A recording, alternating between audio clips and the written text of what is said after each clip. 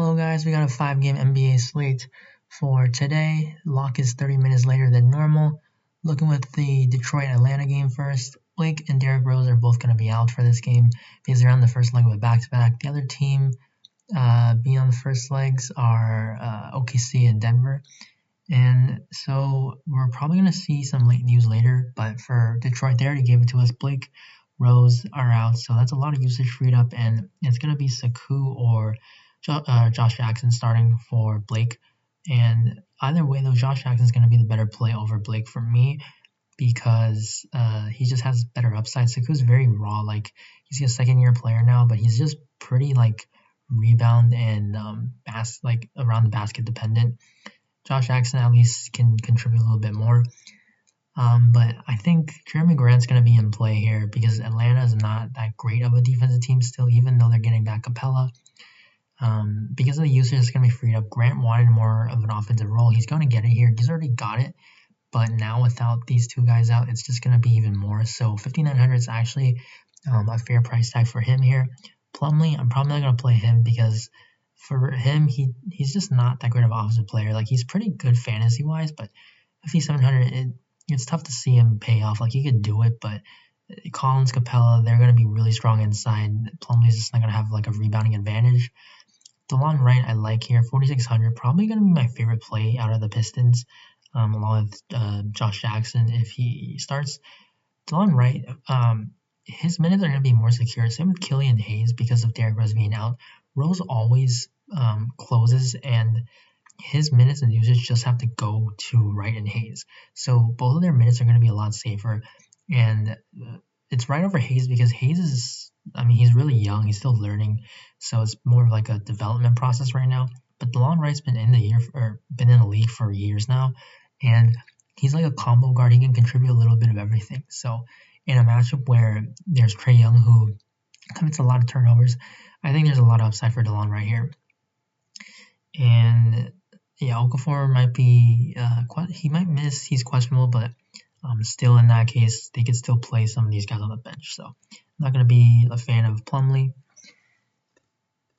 Now for the Atlanta side, Trae Young, 9,500, he can pay it off, but he just doesn't stick off, he doesn't come off, really jump off the page to you. John Collins, 7,600. Capella's going to be probable, so Collins, his rebound's going to take a hit here, and he's just a lot less appealing when he's at the power forward position. Capella, his minutes are probably going to be limited. 5,900 is definitely a good price tag when he's playing his normal minutes, but we just don't know. He probably doesn't get his usual run because he was actually without a timetable to return, but then all of a sudden now he's going to play, so it's kind of weird. It's a good matchup, but minutes are going to be the concern. And then Herder, Gallo, Hunter, Bogdan, they're just kind of guys that are there, in the mid-range, but they don't stand out. And so the favorite play is going to be Cam Reddish for value here. He just has the skill set where it seems like he's about to break out. And he's someone that is a good scorer. He can play defense. And Killian Hayes has had turnover issues. So again, you can get an upside game out of Reddish here. He's only 3,800. He's starting, getting a good amount of run. So I think he'd definitely be a value play if you need someone cheap. Next game, Memphis. John Morant looks pretty good here, 8,300 with Brooklyn. Probably going to be missing Kevin Durant due to rest. Spencer Dinwiddie hurt his knee.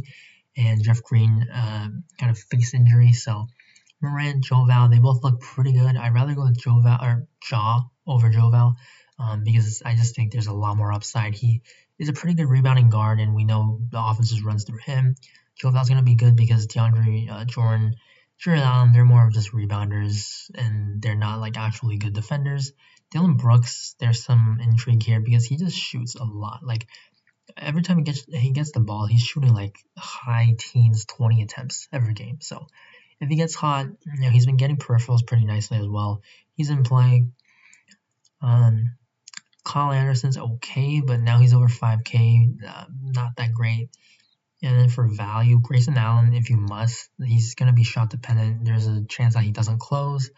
Tyus Jones, he's 3,100. He's pretty good with steals. He hasn't gone it this year, but that will come because he's just near minimum, but not really anything that stands out.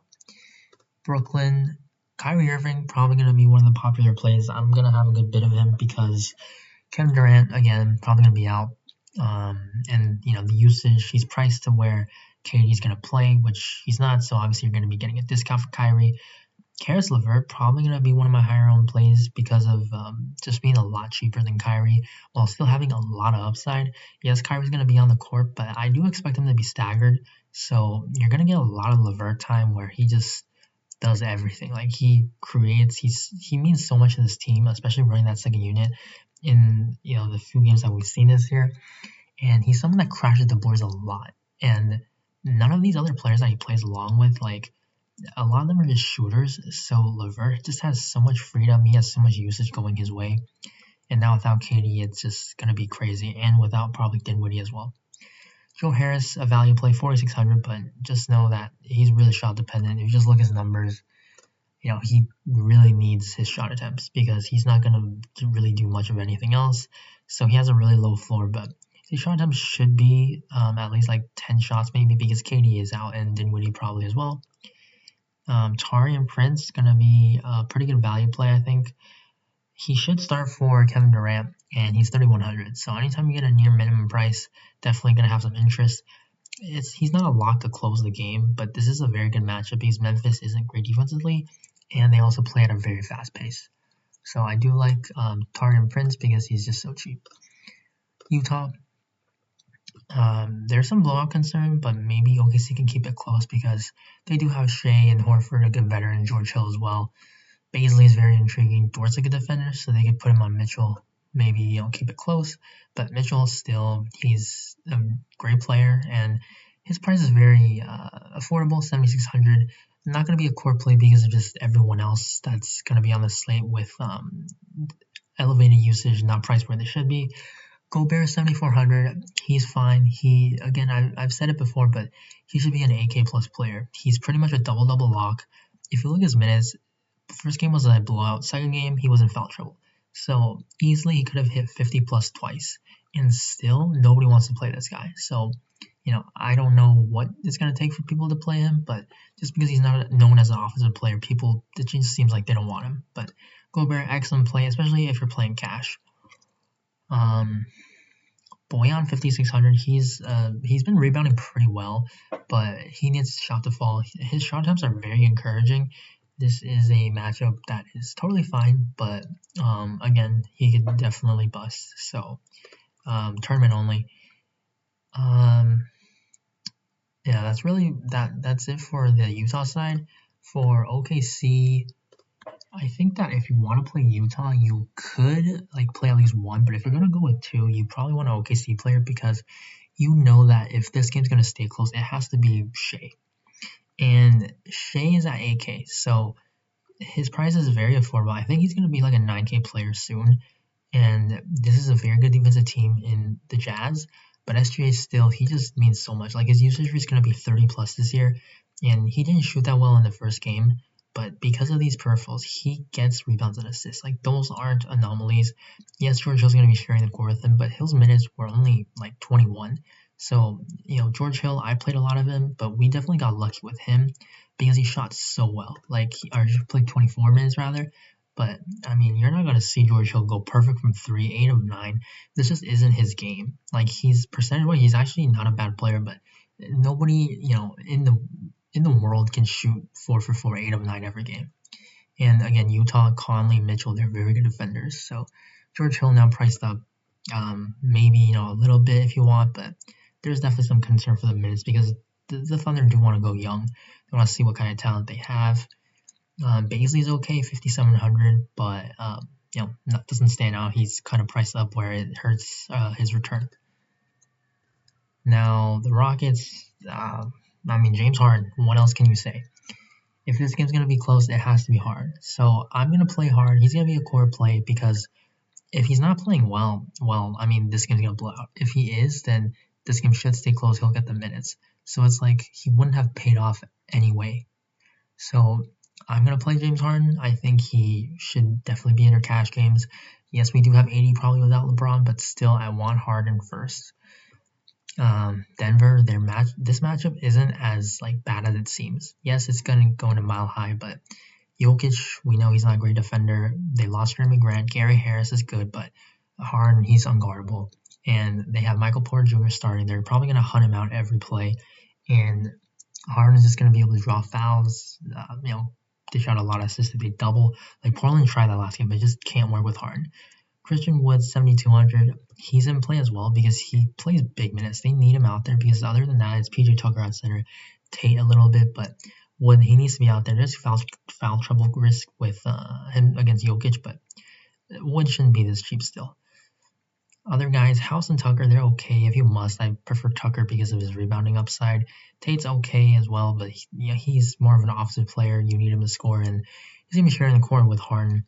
Sterling Brown and Nwaba, they're priced a little bit higher, and they just need to get their shots. They need to get minutes, and Nwaba needs to rebound and get steals, blocks, and it's just not really there. So I think I'd rather just stick with the main plays of Harden and Wood.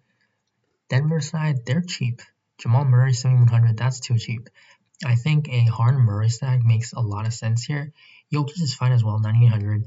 Christian Wood could not defend Nurkic at all. And if he couldn't defend Nurkic, there's no way he's going to stick with Jokic. But obviously there's weird things that can happen. Sometimes we get like a passive Jokic game.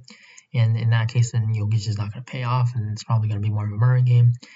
MPJ is intriguing because 6,500 is he's an okay price tag. It's I think is one of the cheaper price tags we've seen from him, third game now.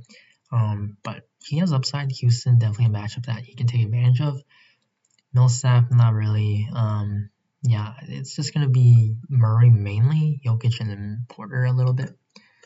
Portland, Melo's going to miss this game, but I think that those minutes are just going to go to Gary Trent, so there's not like a real bump for anything. Probably more usage for like Enes Kanter, Ronnie Hood maybe, but they usually play mostly like stars and then they go with 5 bench. Sometimes with like McCollum with a second unit, but it's usually just gonna be mainly production coming from Lillard, McCollum, Nurkic. I'm gonna really like Nurkic here. He's gonna be my guy for the Blazers side. 6,800 against any team for Nurkic. He's such an excellent passer. He's a really good rebounder, very good offensive player. He can shoot a 3 a little bit, and great post player. He gets a lot of blocks and steals for the position, so he's just really productive. 6,800 is not the price tag he should be. He should be like an 8K player as well, and he's just not. So AD, tough matchup. Gasol, maybe he rests because he's old. He did play on a back-to-back, or on the first leg, so maybe he sits on the second leg. Rocco's cheap, 5,200. He doesn't probably have to defend LeBron here, and he's someone that can knock down threes. We know him as a defensive player. Definitely can return 5x at least. Has potential for like 7, 8x even. For CJ and Lillard, they're fine, but they're priced up. Like, they need to go off, and don't play these two guys together. CJ, because he had the big game, I don't really want to chase that. Lillard's okay, but 10-3. It's just hard and AD over them for me. Derek Jones, his minutes are probably a little bit more secure with Melo out, but he's just not a top option. Now, Lakers side, 80, most likely going to play. He was out more for rest today. LeBron's questionable. Caruso as well. Gasol possibly could rest because he's just older, and that's just going to make Dennis Schroeder, 6,100, be the main beneficiary. Obviously 80, but Schroeder ball handling, he's going to do a whole lot of it. And the Lakers, they didn't have to play a lot. It was a blowout against the Wolves. Harrell's priced up 7,500, so he's not going to be core play unless 80 is out as well. Then at that point, I'm playing Harrell Schroeder at Kuzma. THT possibly if somehow he were to get more minutes. I think he does because LeBron's going to be out, but it's just not enough where I want to get to him. I think he can do it. He's pretty productive, but I think I'd rather go to like Taurean Prince because he's going to start. Minutes probably going to be a little bit higher, but I wouldn't be surprised if THC outscored like Prince or some other value guys. But yeah, you have to make sure you stay up to date with the news for teams like Brooklyn, OKC, Denver because of back-to-backs and the Lakers. And then onto the core plays. Point guard, DeLon Wright looks pretty good for value, and you're going to need a lot of value. Killian Hayes, same, but right over Hayes. And then core play, like I said, James Harden. And I'm going to put small forward. It could be Josh Jackson, but I'm going to go with Taurean Prince. And then for power forward, it's going to be 80.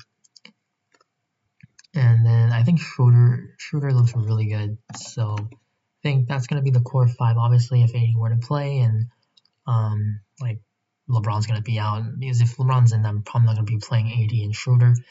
I'm going to be playing a lot more like James Harden, probably going to go to Jokic, then Kyrie especially.